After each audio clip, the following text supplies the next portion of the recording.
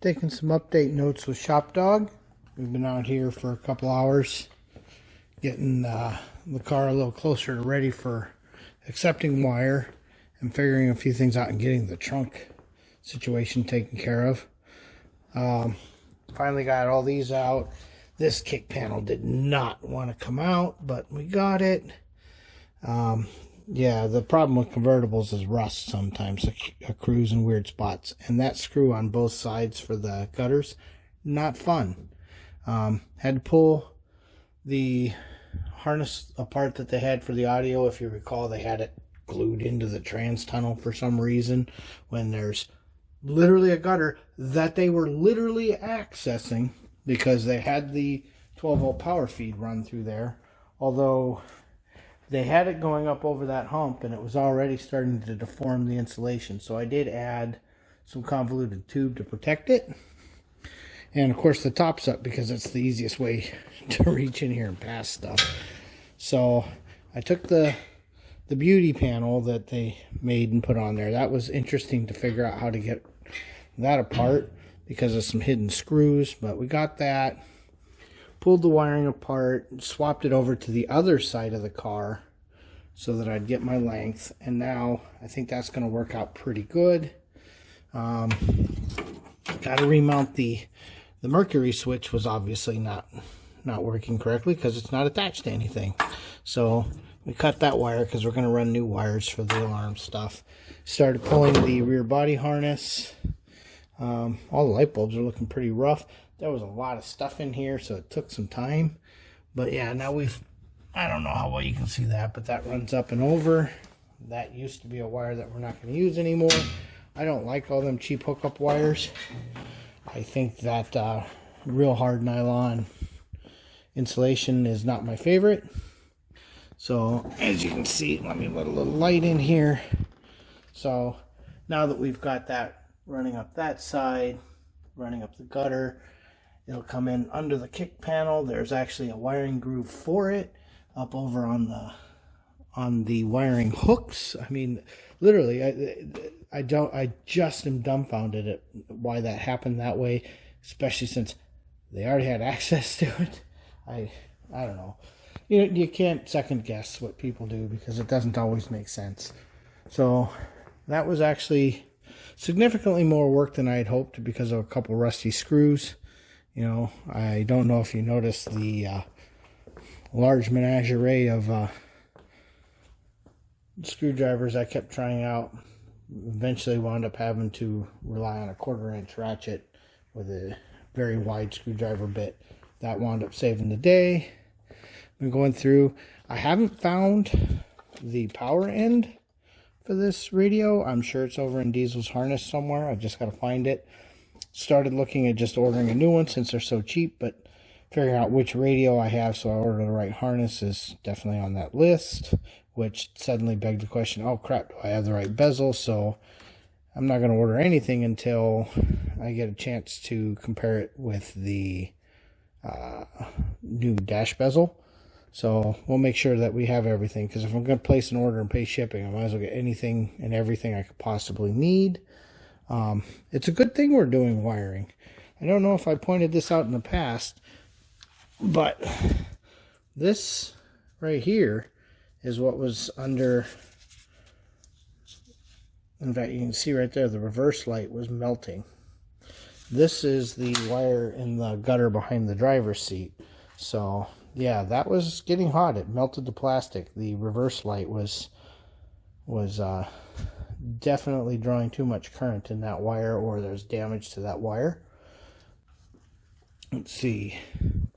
Yeah, so that's kind of where I'm at right now.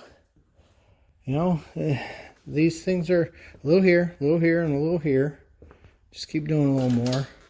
But this way I've got this footage just in case all this winds up disappearing and then I don't see it again. I didn't want to forget. I don't think this is a standalone video, so I imagine that this will get added into Sunday's video. ShopDog's napping. He's bored because I've just been in here playing.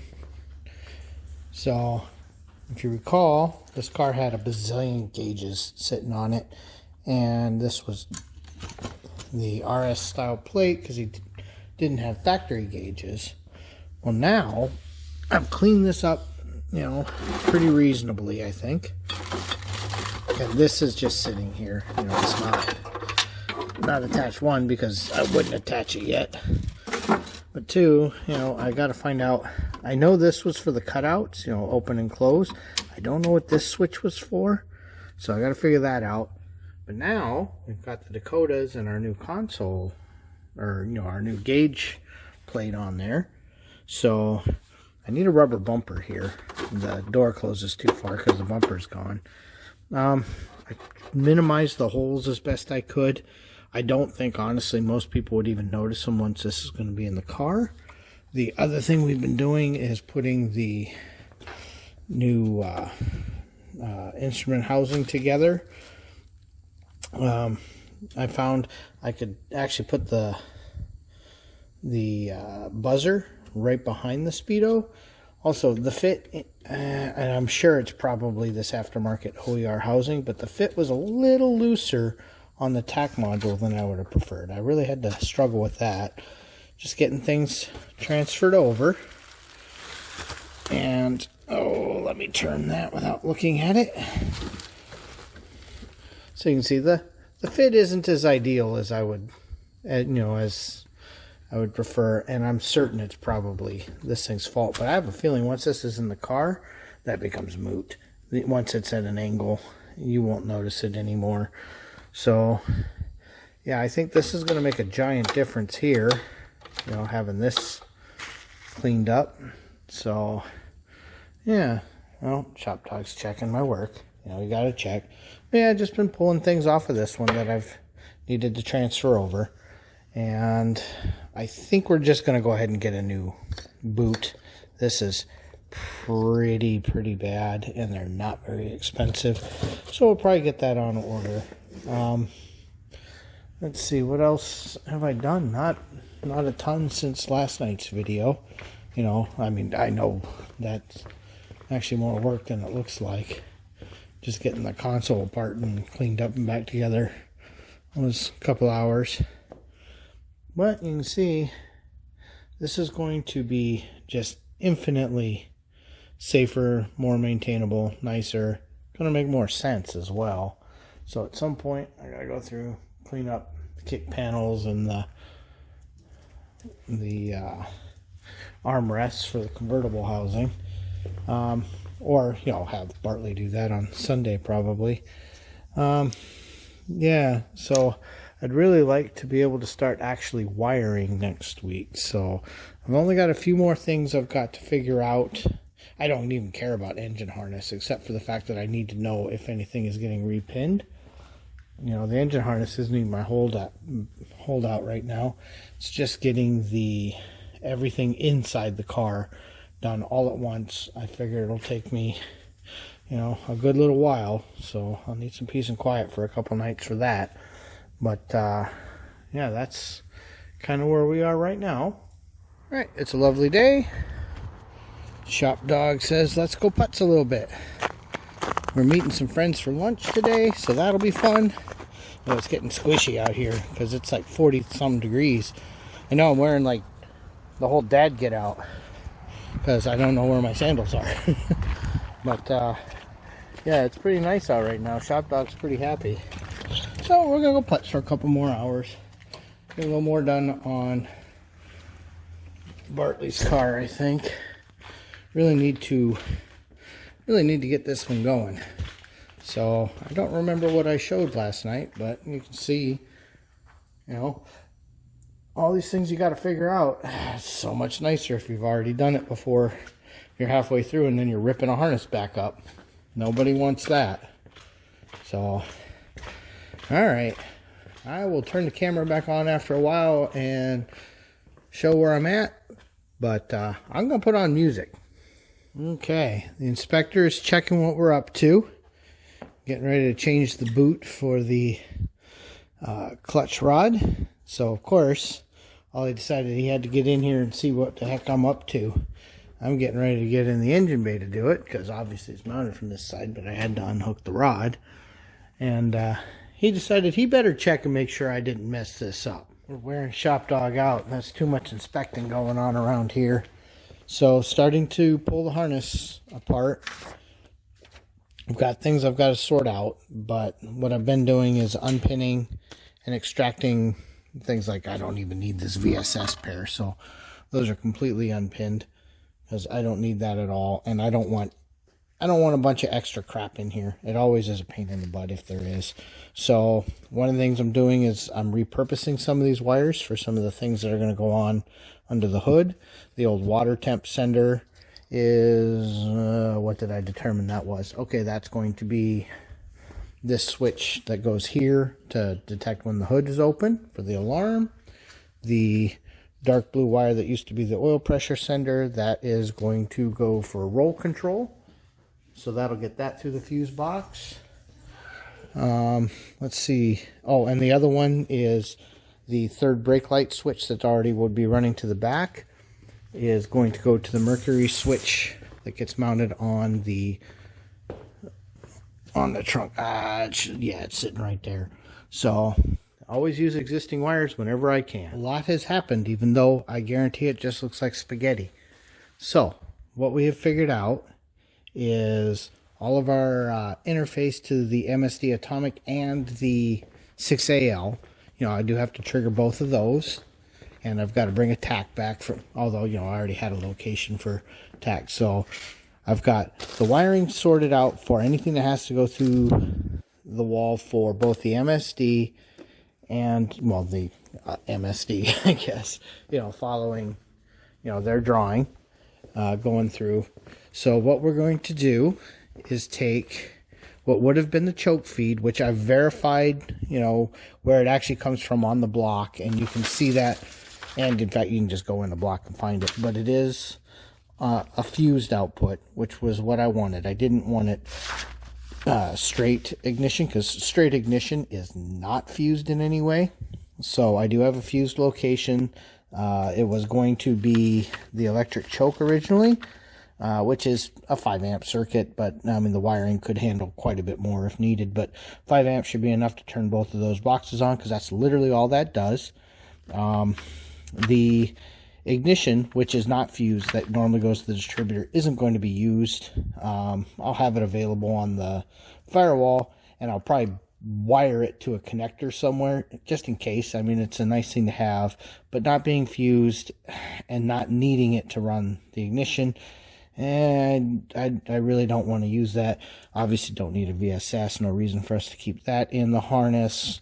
Our neutral safety switch, I've got that all sorted out, and then I've just been moving a few things and adding a few things, one of which, of course, because of the roll control, I have, to the light harness, added another wire to one of the empty cavities. So I've been repurposing where I can. You know, if the wire's already there, and I don't need it, let's just use it. But the roll control will just come in, and then that will go to that little switch on the knob. You know, we just got a new one because his old switch was broken, so there's his new shifter knob with the built-in switch.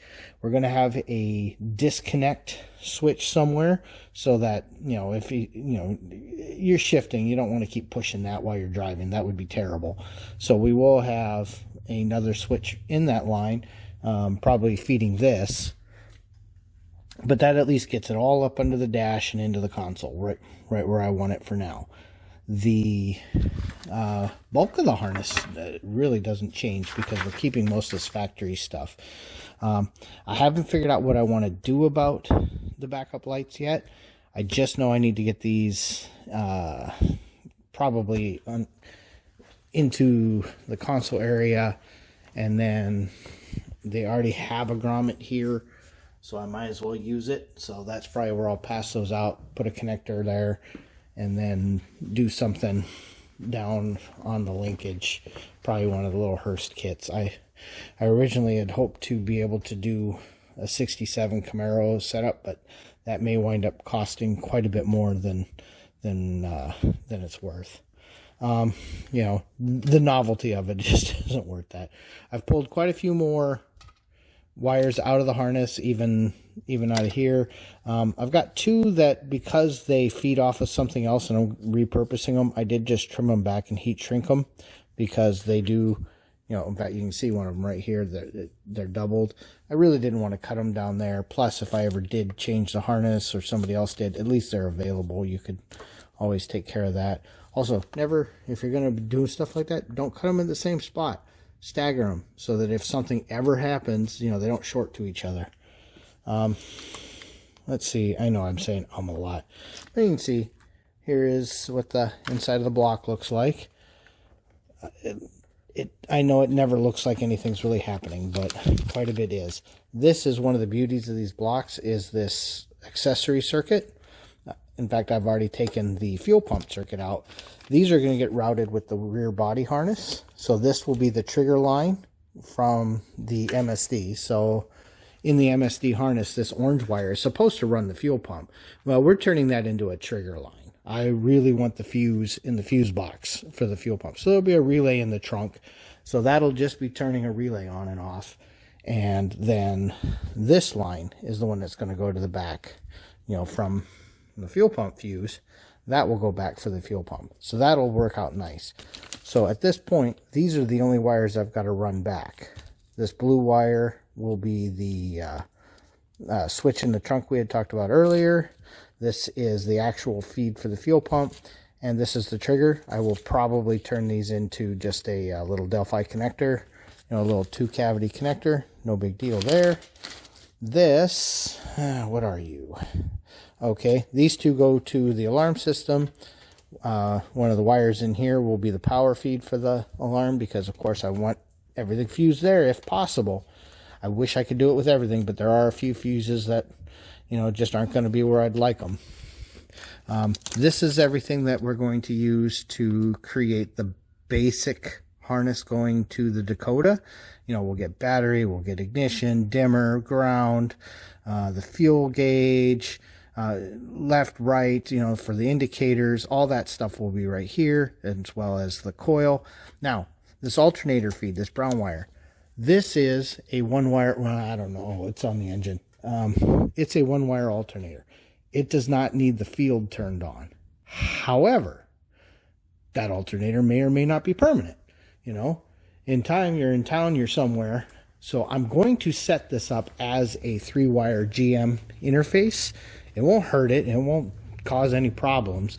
But then, if he ever is somewhere and has to replace the alternator, he's on power tour and the alternator dies, and he goes to a store, buys an alternator and puts it in there. If I don't have the field wire wired, it won't turn on. So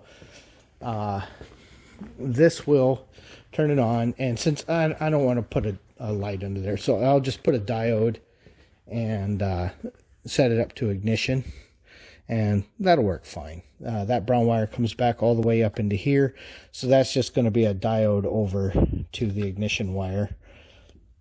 And that will turn the field on anytime the car is being run. I may or may not, I haven't decided if I'm keeping this big connector for all of these, or if I'm just going to break them all out. It's nice that they're already male. I can pop them into another connector.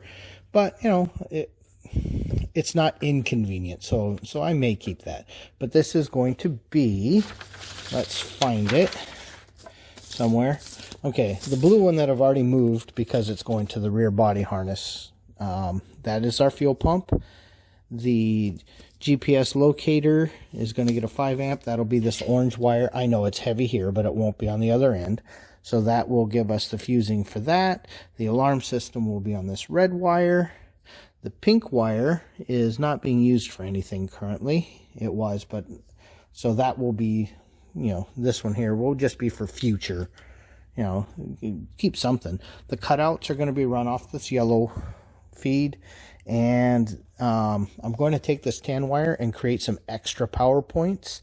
I mean, I do understand that we have quite a bit of current available at the cigarette lighter right here on that circuit. That's fine and dandy. I really want to create a couple power points and hide them. They wind up under the seat, but they come out from under the console. It's just convenient. You know, especially with where the cigarette lighter is in these cars, it's less convenient to use because of the way it folds up inside the ashtray door. So, you know, we'll add a few power points. They're very inexpensive. It's not that complicated. You know, it can save you a lot of hassle. One of the other things we're doing is that same circuit will feed a USB type interface, and then I've ordered, and hopefully it'll work out for us, a suction cup with a snake on it with a wireless phone charger in it. So hopefully we'll be able to stick it to something and get it here and be able to rotate it for his map. We'll see how that works out. It promises to be interesting. It looked pretty neat. So it's worth $20 to see if that'll work and solve a problem for him. The way that it was before was just terrible and also difficult to deal with if you wanted to charge a different phone. Like I said, the harness is actually coming together pretty quickly now. At least the dash harness. I'm getting pretty close to ready to loom it. I think I have maybe 2 more wires that I want to move. But once that's done, I will start looming this. This will be obviously the main dash harness. Almost everything will plug into this. And then this is, of course, going to be the feed for all those accessories. Some of those will be fed with other chunks off the harness, like the radio, obviously, is right here. No big deal there. That'll feed the radio, no problem. Plus, I do have an extra ground and ignition, you know, switched ignition feed here that are fused. You know, the ignition is fused on this one, that I can use to turn something on if I want as well. Excuse me. So this is kind of where I'm at. Oh, I'm sorry. This was radio. These guys, what are you guys? Oh, these are the ignition, the lights, and ground that I'm going to add to a connector under the dash, because you always wind up needing that for any aftermarket things if they wind up on a dimmer switch, or, you know, on the lights. So yeah, I know what I'm going to do with those. I've done that on a couple cars. This is, of course, the courtesy light to the console, to the back of that. And then this plugs into, even though this car had the existing little tin shield style courtesy lights, and they work, but it's real easy to knock the bulbs out of them. You know, these here.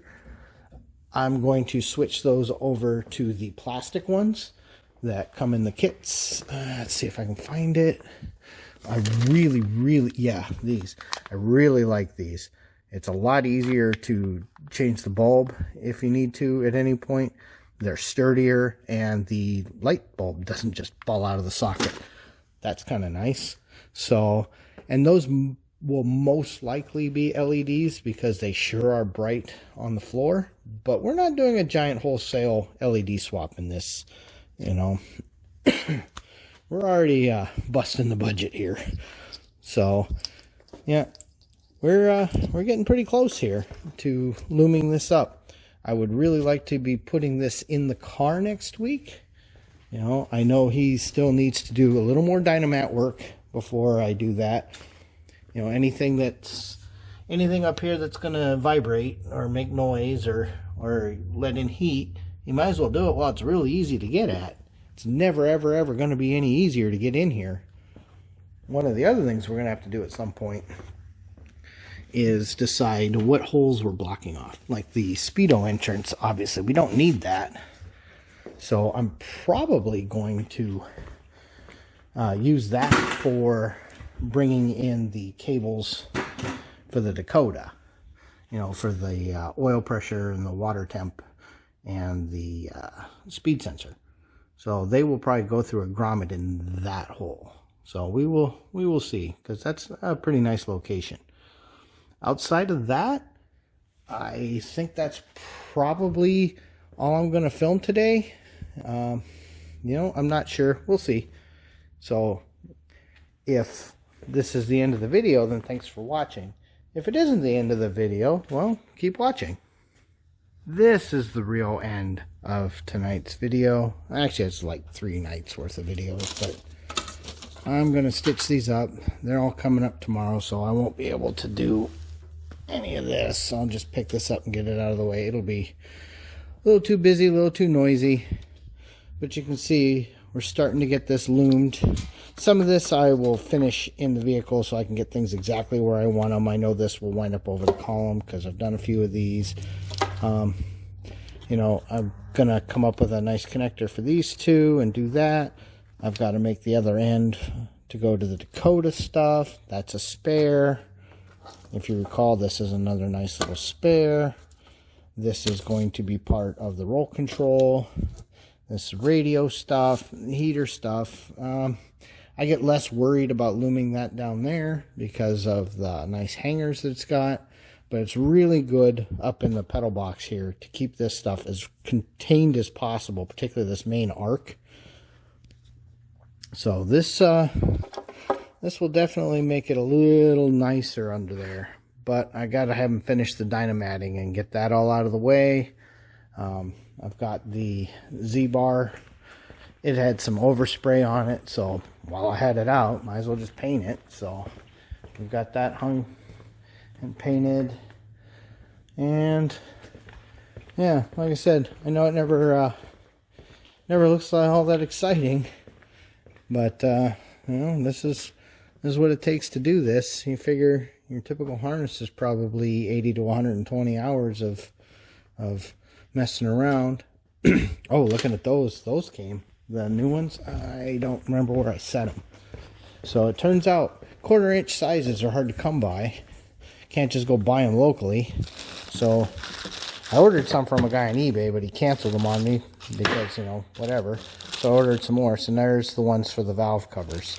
So that, and then I'll use the old washers. But because of the thickness of the new gasket, you know, really didn't want to risk only grabbing 1 or 2 threads and then stripping out the heads.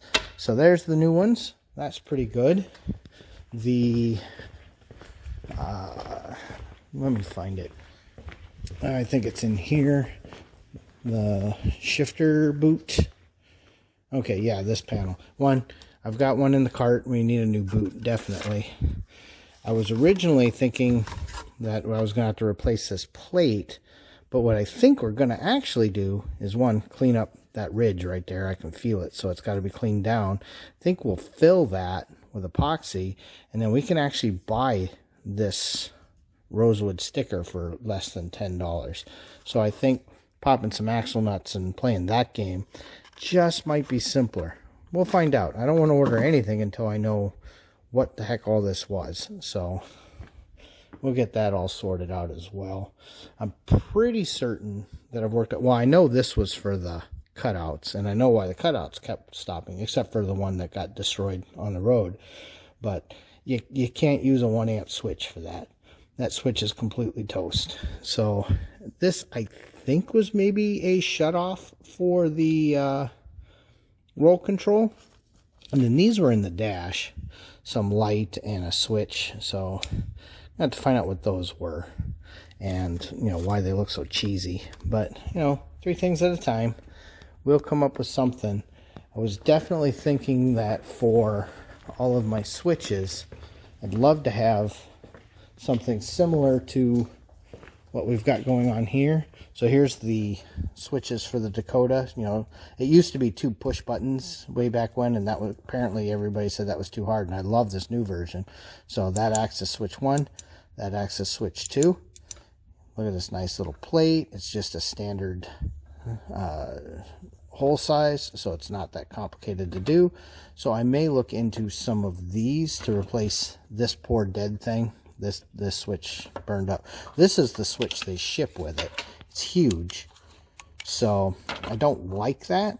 I mean, I'll use it if I have to, but I'd like to find something that can actually just handle the current and get another double pole switch, and then maybe some little rockers. So we might look at some kind of panel under the dash somewhere. Something along that line might work out pretty good. I want to really clear or get it clear tomorrow exactly what things he wants switches for, anything he wants indicators for, and plan for that. As far as the block, I'm pretty happy with where we're at on that. There's no water in there, buddy. So, yeah, that, oh, yeah, and I couldn't find my lighter, and I didn't want to go into the lab and get my heat gun. So, propane torch. It really does good on the heat shrink. Yeah, so, okay. Shop Dog, tell them all thanks for watching.